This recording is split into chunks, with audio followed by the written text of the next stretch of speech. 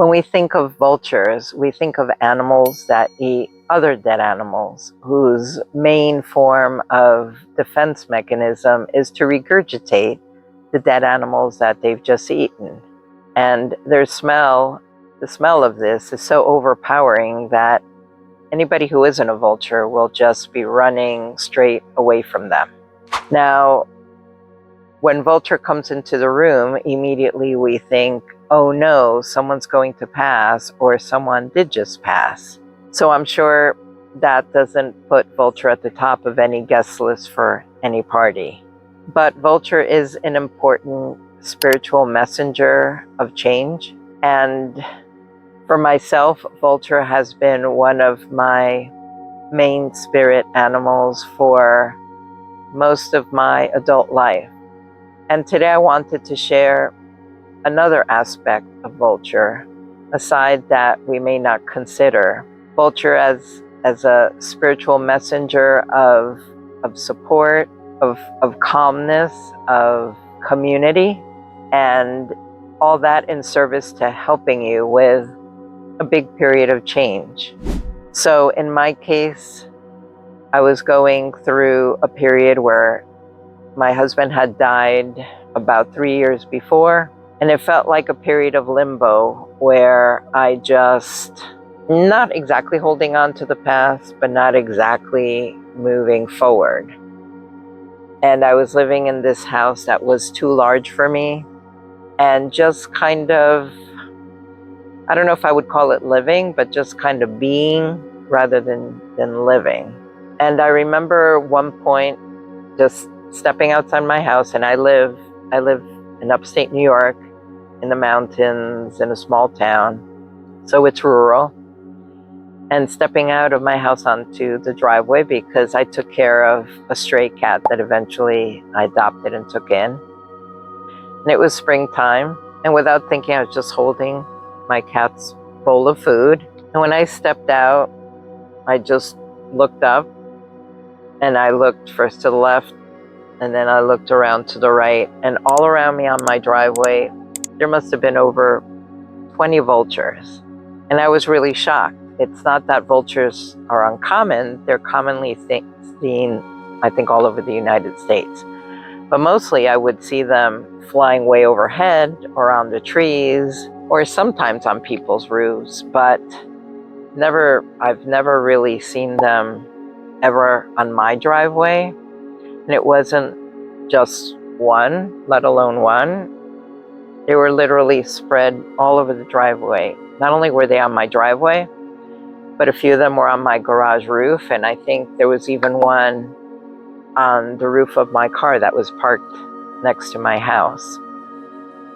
So I knew that if I put the food down, they would probably immediately go for it. My poor outdoor cat at that time wouldn't have anything to eat. So I put it under my car, put it enough under so that they couldn't reach and get it. And some of them did try. But basically, even when they couldn't get the food, they just all stayed around, just sitting. Sometimes one would chase the other.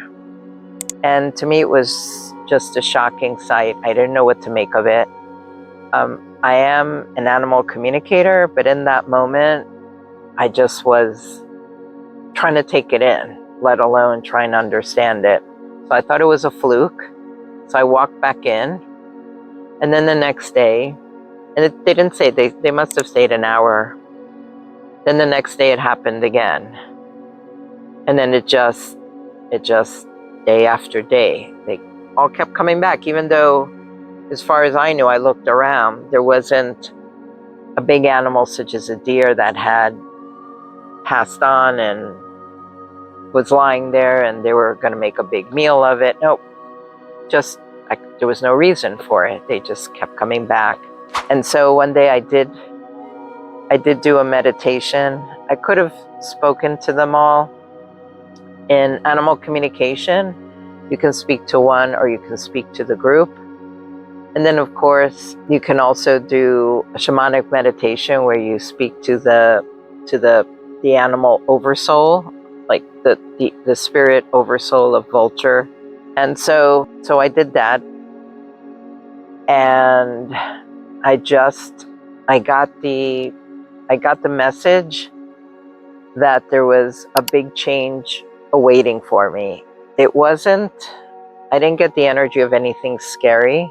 I just got a very big change that I needed to make, and it was important for me to make, and that's why they were there in large numbers. And so I let that just sit with me because I quite wasn't sure what that could be.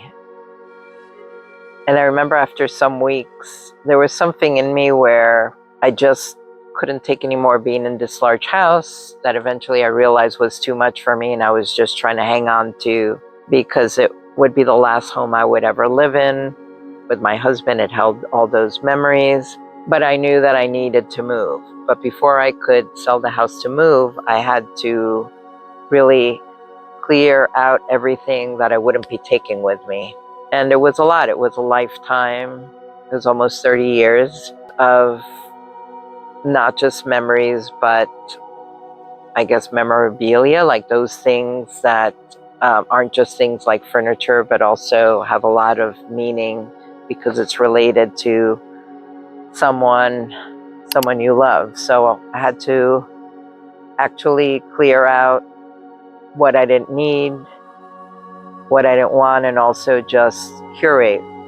I wanted it all having to do with my husband, but there was so much related to him, and I was going to move into a small home that I decided I had to really pick and choose, that I carried him in my heart, and I could and I did also communicate with his spirit, but being in human form, there's a comfort to that, but there's also a comfort to the physical environment where where you shared your life with your loved one. So I got used to the vultures being there. In fact, one day, stepping out of my house and about to go down the steps to the driveway, there was metal handrail on both sides. And I looked and there was a vulture just sitting on the handrail. Like I could have just reached out and petted it. Didn't even fly away when I stepped out. And again, all over, like I looked around, again, over 20 of them. But over time I got used to them, and I would say, "Hey guys, how's everybody?" And I would sometimes sit on my stoop and just commune quietly with them. They actually have very gentle energy. I did feel like they were taking time out of their regular natural routine, their routine in nature, to accompany me.